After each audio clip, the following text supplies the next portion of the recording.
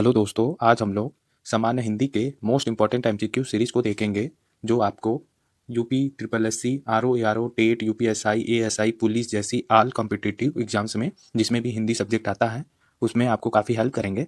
तो चलिए शुरू करते हैं आज का सेट 5। अगर आपने पहले के सेट्स को नहीं देखा है तो आप प्ले लिस्ट में जाकर उसे देख सकते हैं।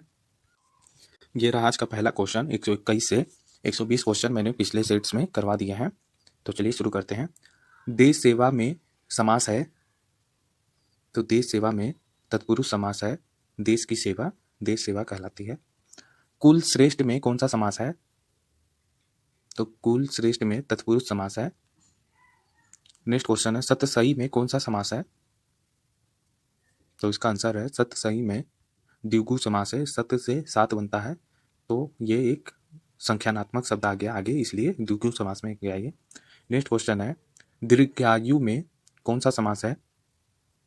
तो दीर्घायु में कर्मधारय समास है। आयु जिसकी दीर्घ हो, दीर्घ आयु, तो दीर्घ यानी कि ज़्यादा हो, अधिक हो, तो इसीलिए ये इसकी विशेषता, आयु की विशेषता बता रहा है दीर्घायु। तो जिसमें भी विशेषता पहले आए उसे कर्मधारय समास में डालते हैं। नेक्स्ट क्वेश्चन है, पंचानन में कौन सा समास है? तो इसका आंसर है बहुब्रीहि समास। पंचानन में बहुब्रीहि समास आएगा। देखिए आप ये बोलेंगे कि पंचानन में आगे पंच आया, पाँच आया, तो ये द्विगु में आएगा। तो जी हाँ, ये द्विगु में तो आएगा, लेकिन जब बहुब्रीहि समास ना हो तब, क्योंकि पंचानन का एक अलग अर्थ होता है। इसे जैसे पंचानन को शिव जी बोलते हैं, मतलब शिव जी का पर्यायवाची में पंचानन आता है जिसका अर्थ होता है पाँच मुख वाला, तो इसीलिए ये बहुब्रीहि में आएगा। अगर ये बहुब्रीहि ना हो तब आप द्विगु को लगा सकते हैं। नेक्स्ट क्वेश्चन है, त्रिनयन में कौन सा समास है? तो देखिए त्रिनयन भी शिव जी को ही बोला जाता है, तो इसका भी ऑप्शन बहुब्रीहि होगा। जबकि त्रि तीन है तो ये संख्यानात्मक में द्विगु भी हो सकता है, लेकिन जब बहुब्रीहि ना हो तो। नेक्स्ट क्वेश्चन है, आकंठ में कौन सा समास है? तो इसका आंसर है आकंठ में ऑप्शन अभी अव्ययी समास है आकंठ में। नेक्स्ट क्वेश्चन है, संगीतज्ञ में कौन सा समास है? तो संगीतज्ञ में तत्पुरुष समास है। नेक्स्ट क्वेश्चन है, यथा साध्य में कौन सा समास है? तो यथा साध्य में, ये यथा पहले ही आपको दिख गया होगा, अव्ययी शब्द है तो इसलिए अव्ययी समास में आएगा यथा साध्य। नेक्स्ट क्वेश्चन है, चतुर्वेद में कौन सा समास है? तो देखिए इसमें द्वंद्व समास है चतुर्वेद में, जबकि इसमें द्विगु समास होना चाहिए था। तो मेरे हिसाब से इसमें टाइपिंग एरर है, तो आप सही कर लीजिएगा। चतुर्वेद में द्विगु होना चाहिए। नेक्स्ट क्वेश्चन है, नाक नाक में कौन सा समास है? तो नाक नाक में ये दो बार आया है, ये द्वंद्व समास में ही आता है। इसका भी आंसर गलत लग रहा है, ये नाक नाक नहीं होगा, नाक कान होना चाहिए, तब ये द्वंद्व होगा। तो ये इसको कर लीजिएगा सही। नाक कान में कौन सा समास है? तो द्वंद्व समास आता है। नेक्स्ट क्वेश्चन है, एक दंत का क्या समास है? तो एक दंत आपने जानते होंगे, एक दंत गणेश जी को भी बोलते हैं, तो इसका आंसर है बहुव्रीहि। नेक्स्ट क्वेश्चन है, तत्पुरुष समास में प्रधान होता है? तो तत्पुरुष समास में दूसरा पद प्रधान होता है। नेक्स्ट क्वेश्चन है, परमेश्वर में समास कौन सा है? तो परमेश्वर में परम ईश्वर, तो परम एक क्या हो गया, विशेषता बता रहा है, इसलिए कर्मधार में होता, लेकिन इसमें बहुब्रीहि भी है, तो याद रखिएगा बहुब्रीहि जिसमें भी आए तो परमेश्वर भगवान को भी बोलते हैं, और भी मतलब इसके कई पर्यायवाची हो सकते हैं, इसलिए बहुब्रीहि में ही जाएगा।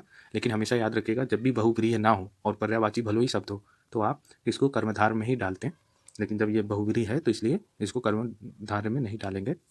नेक्स्ट क्वेश्चन है, राजभाषा में कौन सा समास है? तो राजभाषा में राज्य की भाषा, ऑप्शन ए तत्पुरुष समास में आएगा।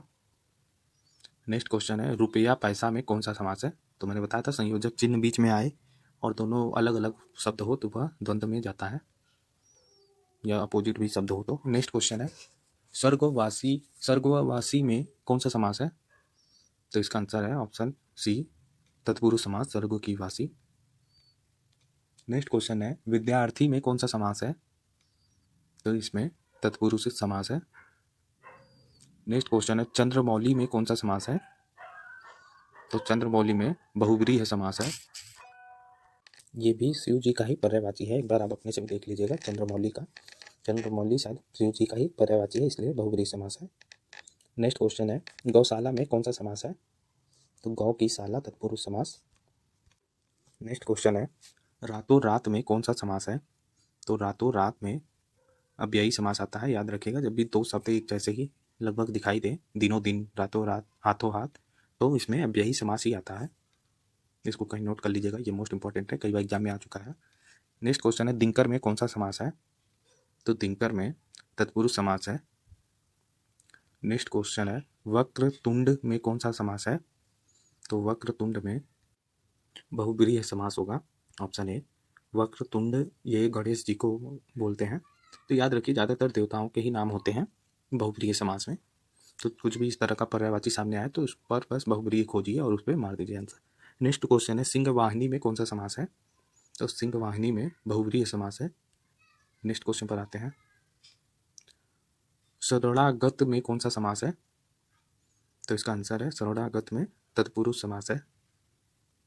नेक्स्ट क्वेश्चन है, मरणासन में कौन सा समास है? तो इसका आंसर है इसमें तत्पुरुष समास है। नेक्स्ट क्वेश्चन है, निम्नलिखित में से किस शब्द में बहुव्रीहि समास है?